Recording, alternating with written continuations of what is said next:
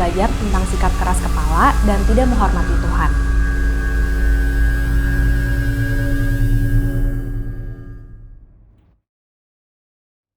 Pertama-tama, apa sih sikap keras kepala itu? Keras kepala adalah saat dimana kita itu lebih senang memiliki kendali atas hidup kita sendiri. Kan kita sering dengar nih, hidup kita itu ada di tangan kita sendiri. Tapi sebenarnya mungkin nggak sih kita hidup dengan kemampuan kita sendiri tanpa ada andil dari Tuhan? Itu sebenarnya kita sedang sombong dan kita hanya mengandalkan kemampuan kita sendiri. Hal ini merupakan dosa di mata Tuhan.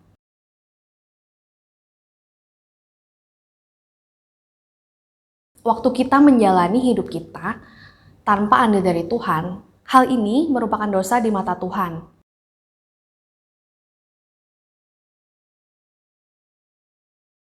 Karena jalan yang kita ambil, pasangan yang kita pilih itu mungkin tidak sesuai dengan apa yang Tuhan mau. Nah, lebih jelasnya lagi tentang sikap keras kepala ini dijelaskan dalam Yesaya 30.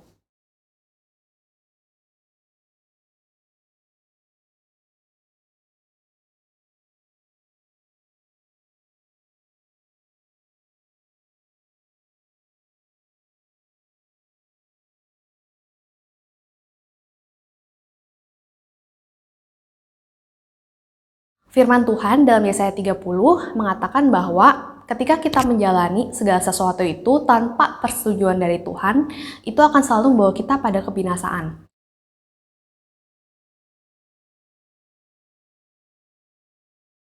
Banyak sekali orang sekarang itu dia cenderung lebih mendengarkan orang lain dibandingkan mendengarkan Tuhan. Dan ini membawa mereka semakin jauh dari jalan yang sebenarnya Tuhan kasih buat kita.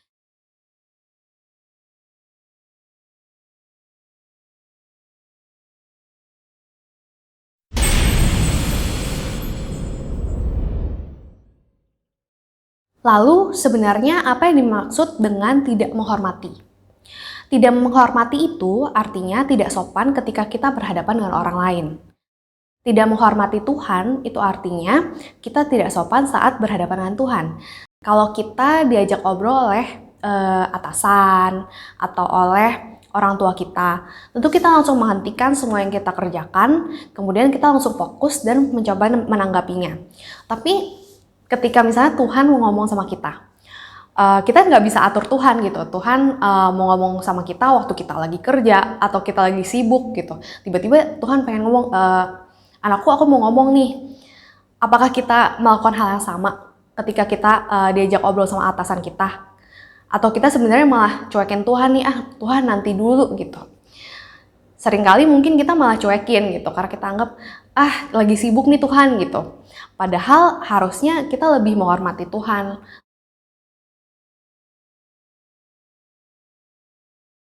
Akibatnya sikap tidak menghormati ini apa sih?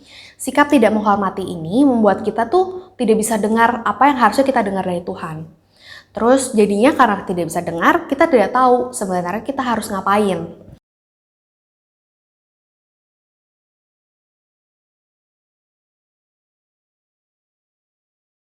Keras kepala itu cenderung membuat kita tidak bisa mendengar Tuhan juga.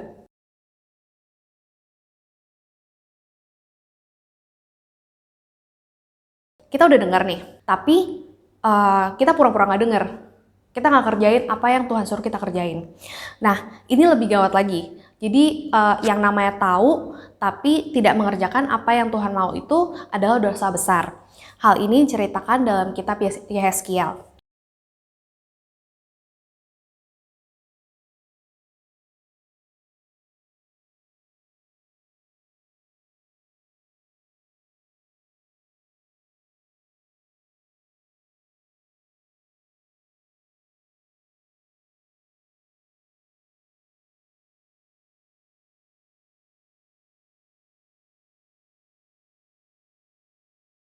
Dikatakan jelas sekali di sana, waktu kita diminta oleh Tuhan nih untuk memperingatkan orang lain. Kamu nih berdosa nih, kamu harus segera kembali ke jalan kamu. Atau kamu diminta Tuhan untuk bantuin orang itu tuh gitu sekarang juga. Tapi kita nggak kasih tahu.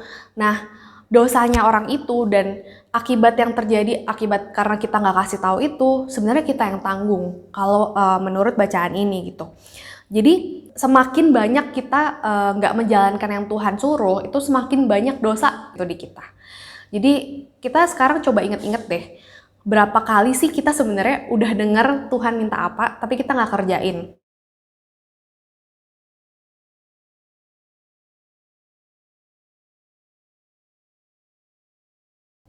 Ceritanya salah satu dari saya sih soal persekutuan doa di kantor sih. Jadi dari Januari 2021 itu saya udah bergumul tentang persekutuan doa ini sampai akhirnya di Maret minggu kedua ini baru mulai untuk persekutuan doa. Memang banyak banget pertimbangannya, mulai dari karena COVID dan shift kerjanya jadi kayak ganti-ganti gitu. Akibatnya memang kita kesulitan petugas pemusik. Terus yang kedua juga karena petugasnya sedikit nih yang bisa, akhirnya jadi ragu, aduh jangan-jangan nanti kalau kita mulai lagi nih nggak maksimal. Apalagi kan bos-bos ikut nih, jadi agak khawatir juga gitu. Terus hal lain lagi yang menjadi kekhawatiran adalah memang saya cukup dipercayakan banyak hal sih, banyak pekerjaan di kantor. Jadi takut nggak konsisten nih setelah mulai sekali, setelah itu saya udah nggak bisa lagi nih ngurusin PD gitu, takutnya kayak gitu. Nah, tapi kemudian di Sabtu lalu itu tiba-tiba Tuhan tuh benar-benar kasih tamparan sih. Jadi waktu itu saya lagi nyetir pulang, terus tiba-tiba Tuhan minta nyanyi gitu, nyanyi lagu yang kayak sekarang ku memujimu, Allah yang setia, yang tak pernah meninggalkan perbuatan tanganmu. Sekarang ku menyembahmu, Allah yang mulia, sempurnakan segenap hidupku agar indah bagimu. Dan itu tuh lagu diulang-ulang dan rasanya tiba-tiba Tuhan bilang, aku tuh nggak pernah tinggalin apa yang aku udah mulai gitu. Dan dia benar-benar minta spesifik, Jumat ini apapun yang terjadi, mau kamu tugas sendiri, mau kamu ada yang temenin tugas, itu persekutuan doa harus mulai, apapun yang terjadi gitu. Dan Tuhan tuh bilang kalau Tuhan gak mau meninggalkan anak-anaknya di KO gitu sih. Jadi memang waktu itu tuh kaget banget, terus kayak sedih juga sih, karena ternyata harus sampai segitunya Tuhan negur gitu, baru saya tuh oh iya harus maju sekarang juga gitu, nggak boleh mundur lagi gitu. Dan memang setelah tamparan itu bener-bener kayak maju deh, mau nggak ada pemusik, mau ada pemusik, mau khotbahnya sendiri, udah deh pokoknya harus maju aja gitu. Dan memang bener-bener nggak ada omongan orang lain yang bisa bikin mundur lagi gitu sih. Dalam hal ini 2 bulan nih saya lewatin bener-bener nggak ngehormatin Tuhan sih. Saya lebih dengerin orang lain gitu. Kata orang kayak kalau mulai PD nanti susah, kalau mulai PD nanti diomelin karena COVID gitu kan. 2 bulan itu saya keras kepala juga gitu. Kadang-kadang Tuhan juga udah ngomong gitu sebenarnya, udah bilang mulai sekarang gitu kan. Lewat ngomong langsung gitu atau lewat orang lain juga gitu ngingetin gitu. Tapi berkali-kali juga tuh omongan orang tuh lebih menarik gitu kan, karena lebih nyaman gitu, nggak usah memaksakan diri untuk jadi petugas gitu. Saya sangat bersyukur karena Tuhan masih kasih tamparan itu, karena ada orang-orang yang udah jatuh semakin jauh dari Tuhan dan Tuhan tuh udah biarin gitu.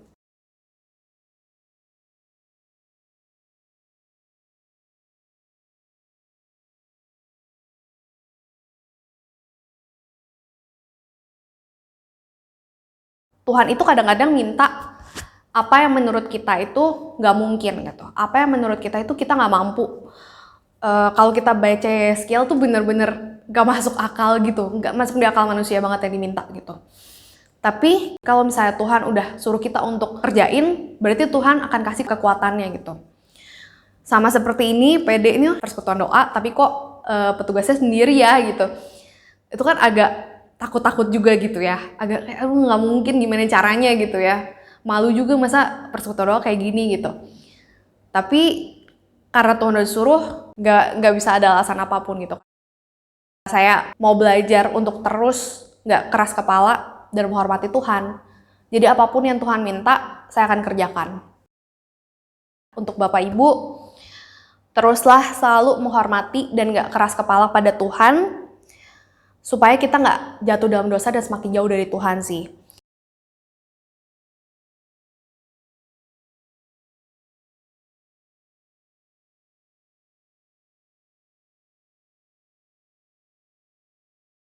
Dan jangan biarkan pikiran kita sendiri atau pikiran dari orang lain itu menutupi telinga kita dari apa yang Tuhan mau kita kerjain. Shalom.